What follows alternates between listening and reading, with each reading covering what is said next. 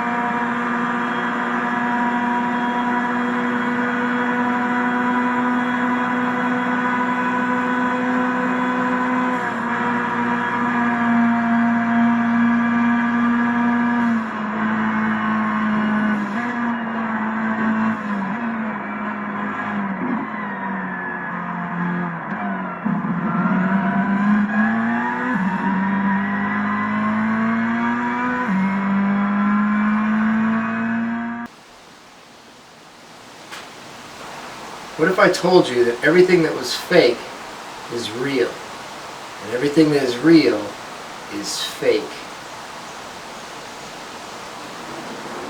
And so what is not real in your mind becomes real. So let's say we've got a steering wheel here. This is not a real racing steering wheel, but with this I can either drive my car with this wheel, or I could put this wheel onto a sim racing wheel hub and race in a virtual world with the same wheel. So is this wheel real or not? So this wheel represents what racing is to me, because racing is more of a state of mind than it really is whether or not I'm on a real track driving around against real people. For me, racing is whatever I want it to be. A lot of times I just want to get to work and have my car drive good and not have any problems. And when you buy an old 944, that's what you have to deal with. You've got to fix a lot of things on a car that old.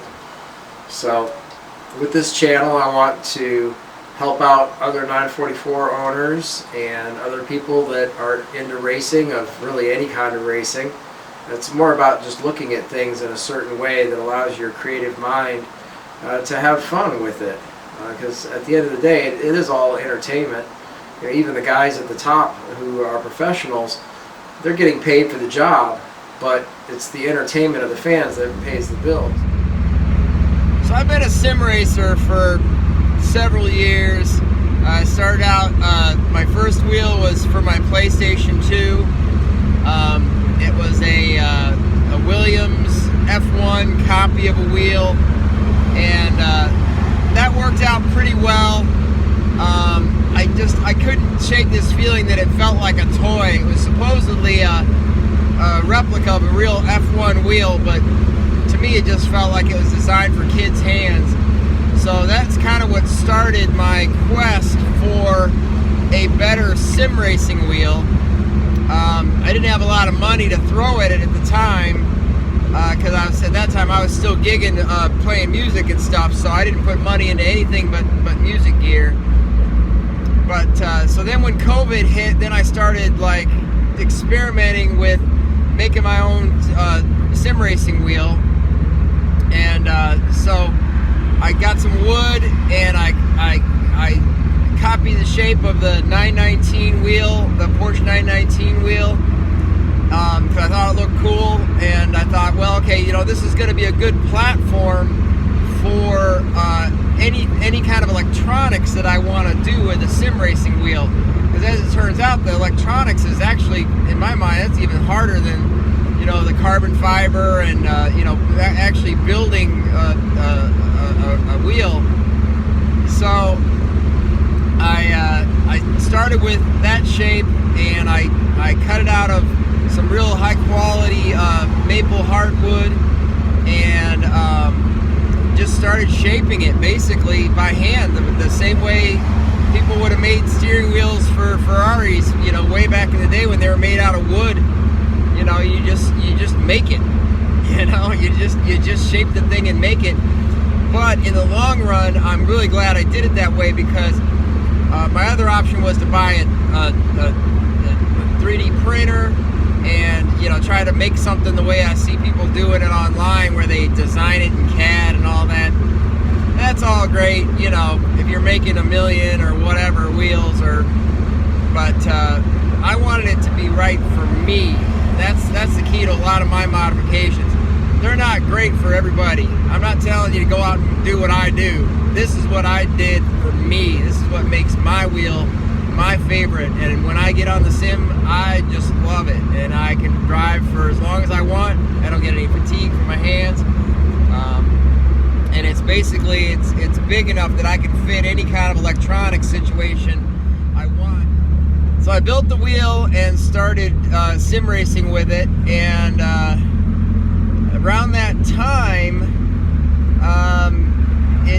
I was just happened to be on eBay looking for some stuff. I think I was looking for carbon fiber or something, because I had finished the wooden wheel, and so I was, you know, at that point was gonna start working on the molds and transfer it to carbon fiber, and I happened to just get on eBay Motors, and I bumped into this ad for a 1985 and a half 944, and it was in Fort Lauderdale, and my girlfriend and I were going over to the other coast to see the Downton Abbey exhibit that was there, which, by the way, was awesome.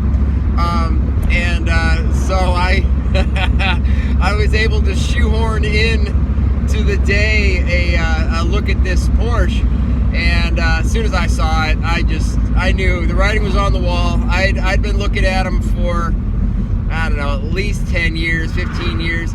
It's been about 15 years since I sold my 911, so I was always on the scope for a 944, and just happened to find a white one, and it was automatic, which, you know, a lot of people think that's stupid probably, but I love it. I got a hurt foot. I got 10 screws in my foot, so for me the automatic is perfect. I live in not a super traffic neighborhood, but enough to not want to have to shift all the time. You know, my 911 in bumper to bumper on the beach. I mean, because on the beach you could be looking at a half hour, 45 minutes worth of bumper to bumper. Not every day, but it happens.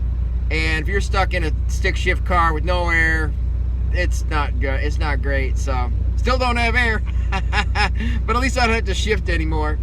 So anyway, so that's how I ended up getting the car in the first place. And since then, I've modified my wheel to work with the PlayStation 4, and so I've got a Fanatec wheelbase.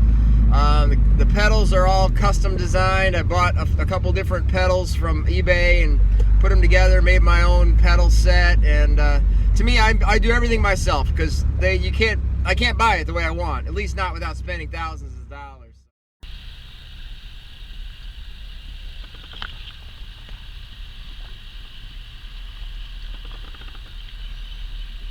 Porsche 919 steering wheel and a Porsche 944.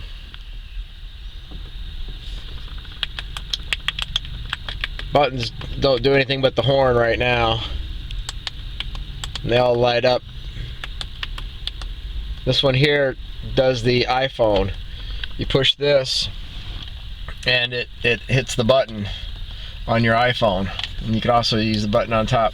My iPhone's dead. So then you pull it out like that, and you can take it with you, you know. Or you could have a dedicated phone. Like you could have your instruments linked to your phone. Oh, you know, just leave it in here all the time.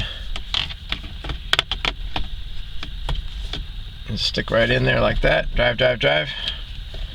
Obviously, you could have switches, you know, like on a real 919. I just stuck the dead sticker there just for fun. There we go. Eggrich Racing, thank you for joining me.